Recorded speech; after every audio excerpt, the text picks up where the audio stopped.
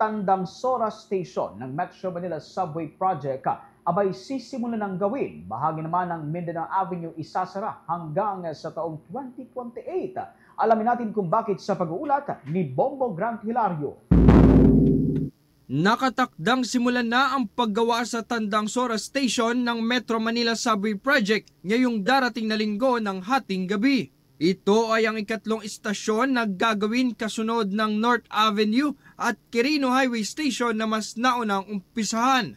Ibinahagi ni Engineer Antonio Aganon Jr., Chief Engineer ng private contractor sa naturang proyekto, kinakailangan na mailihis ang ilang linya sa Mindanao Avenue upang magawa ang istasyon.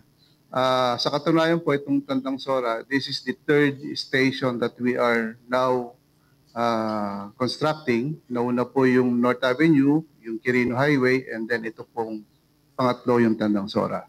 Yung station box po ng Tandang Sora will be constructed beneath Mindanao Avenue Highway. Okay? In order for us, para magawa po itong Tandang Sora station box, is we need to divert yung traffic on both lanes. This is northbound and southbound.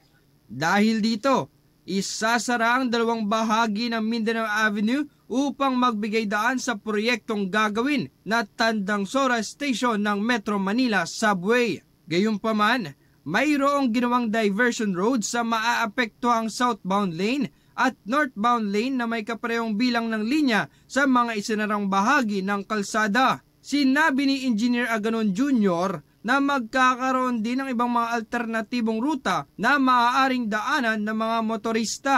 So sa alternative route ng northbound po is if you are going northbound, dadaan ka rito sa mismong Mindanao Avenue, the option is you could turn right at diretso ka lang po hanggang doon sa corner ng Visayas Avenue or at the corner of Tandang Sora Avenue.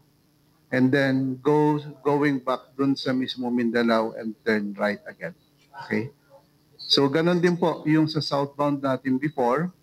Papasok ka ng Quirino Highway and then use yung alternative route ng Road 20 and General Avenue. Sa gagawing istasyon, maaapektuhan ang nasa 100,000 motorista na dumadaan sa southbound lane habang higit 70,000 namang biyahero sa northbound lane ng Mindanao Avenue.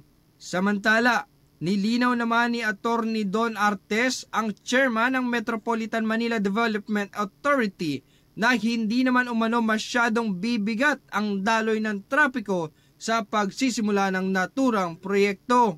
Pero again, wala po dapat ikabahala yung ating mga kababayan kahit medyo matagal ito gagawin dahil meron naman pong ginawang diversion road na of equal lane doon po sa isinara.